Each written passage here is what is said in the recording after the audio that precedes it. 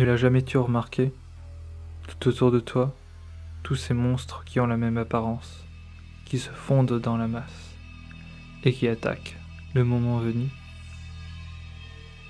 Je ne comprends pas vraiment pourquoi ils me fascinent. Peut-être que toi tu le sais, peut-être que tu es la réponse. On verra plus tard. Ce dont j'ai envie maintenant, c'est de te parler du tueur des Yosémites. Toi qui m'écoutes, sois le bienvenu dans Real Monster.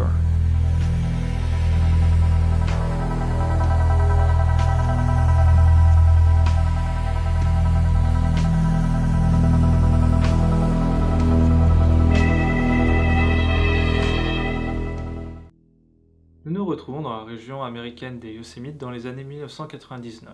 À cette époque, c'était une région paisible et calme, avec un faible taux de criminalité, où les touristes venaient se ressourcer dans ces paysages majestueux. En février 1999, Carol Sand, accompagnée de sa fille Julie et de la meilleure amie de cette dernière, Silvina Peloso, décidèrent d'aller dans cette région.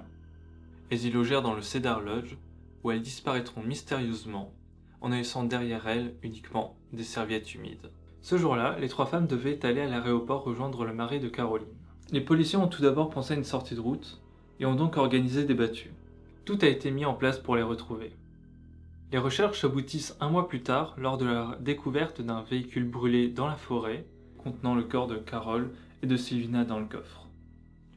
Puis, 2 jours plus tard, les policiers reçoivent une lettre contenant un schéma grossier du lac de Don Pedro qui indique la position de Julie, qui a été violée plusieurs fois, puis égorgée. Suite à cette enquête, un groupe de personnes va être suspecté, puis enfermé. En juillet 1999, Joy Armstrong, professeur naturaliste au parc du Yosemite, se fait enlever dans le chalet où elle vivait. Les enquêteurs vont retrouver son corps dans la forêt, non loin d'un ruisseau, mais auront du mal à identifier le corps. Ils ne retrouveront la tête que plus tard. Vous vous en doutez, les deux affaires sont liées et ont été perpétrées par le même homme. Suite au meurtre de Joy Armstrong, de nombreux interrogatoires vont être menés, et un certain témoin oculaire décrira un véhicule appartenant à Cary Steiner, qui fut arrêté par la suite. Et c'est de cet homme que nous allons parler aujourd'hui. Cary Steiner était dans sa jeunesse une personne sans problème qui ne se battait jamais.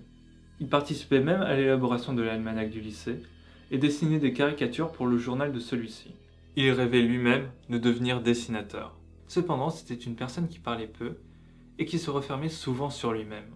Pourtant, il vivait dans une famille aimante où les parents prenaient soin de lui et de son frère pour que tout aille pour le mieux.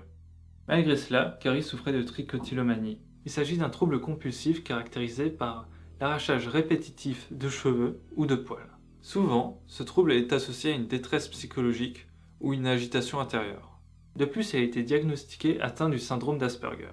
Ce syndrome va provoquer chez le patient une vision différente du monde et de la vie qui l'entoure. Il ne fonctionne pas sur le même plan émotionnel que nous.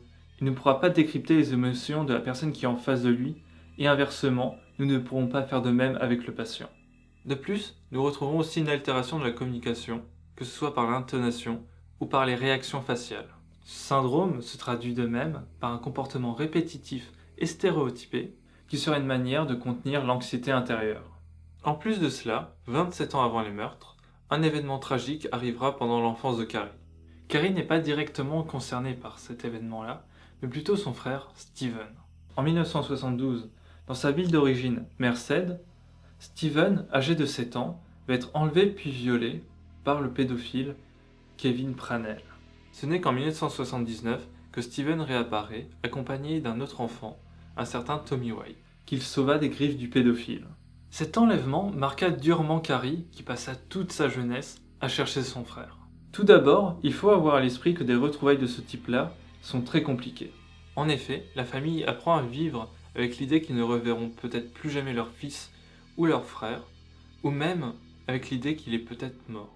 Donc, un retour inopiné après tant d'années peut avoir des conséquences négatives. Pendant la disparition de Steven, Cary s'est toujours demandé si son père aurait pas préféré que ce soit lui qui soit enlevé.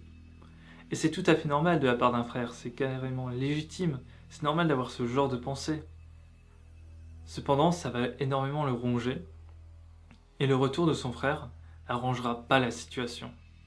De plus, il faut prendre en compte l'influence que les médias ont eue sur cet événement-là.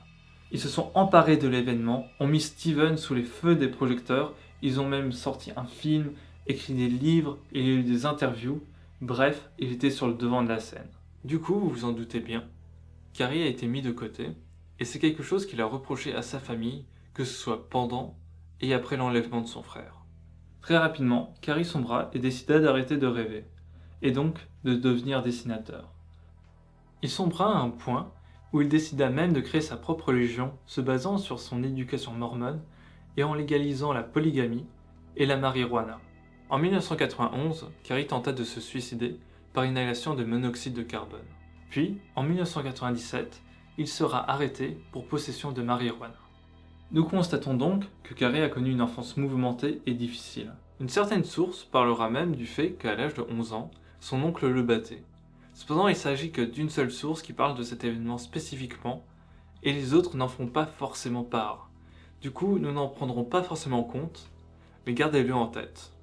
Comme je l'avais dit plus tôt, un témoin oculaire, en l'occurrence un pompier, aurait décrit le véhicule de Carrie Steiner, ce qui amènera ce dernier à être arrêté puis interrogé. Étant uniquement suspecté pour le meurtre de Joy Armstrong, il avouera tout de même tous ses meurtres. Il écopera dès lors de la peine de mort pour le meurtre de la famille et d'une peine de prison à vie pour le meurtre de Joy Armstrong, malgré le fait que son avocat plaide non coupable pour cause de maladie mentale, de désordre compulsif et aussi à cause de son passé. Pendant ses interrogatoires, il y confessera des pulsions qu'il a depuis l'âge de 7 ans. Il y fantasmait déjà des actes de violence, d'agression et de meurtre sur des femmes. De plus, 1 an avant les meurtres, il avait déjà décidé d'assouvir ses pulsions sur sa copine de l'époque et sur ses 2 enfants, mais en vain. Nous pouvons rajouter à cela un certain penchant pour la pédophilie lorsqu'il demandera de la pornographie infantile contre des confessions. Il y a quelque chose de l'ordre de la pulsion, quelque chose de pulsionnel chez lui. En effet, il n'a pas pu résister à tuer Joy Armstrong lorsque, d'après ses dires, il a eu la chance de lui parler. Cependant, il ne s'agit pas d'un acte impulsif, mais compulsif. La compulsion est une force intérieure par laquelle le sujet est amené à accomplir certains actes et à laquelle il ne peut résister sans angoisse. Cette force est irrésistible et lorsque le patient la subit, celle-ci génère de l'angoisse. Il est conscient que c'est mauvais, que c'est mal, que ça le mettra en prison, mais le patient décide quand même de passer à l'acte pour pouvoir atténuer cette angoisse en lui. Cet acte compulsif associé à ces fantasmes qu'il a depuis ses 7 ans expliquerait l'apparition de la trichotillomanie. En effet, celle-ci serait apparue lors de cette résistance à passer à l'acte. Aujourd'hui, Carrie Steiner est dans la prison de Saint-Quentin en Californie, attendant sa peine de mort. Pour finir, le FBI qui était en charge de cette affaire a eu une mauvaise presse. En effet, les médias se sont empressés de le critiquer, car au début ils avaient interrogé Carrie lors du meurtre de la famille, car il travaillait au Cedar Lodge, et connaissant son casier, ils l'ont relâché.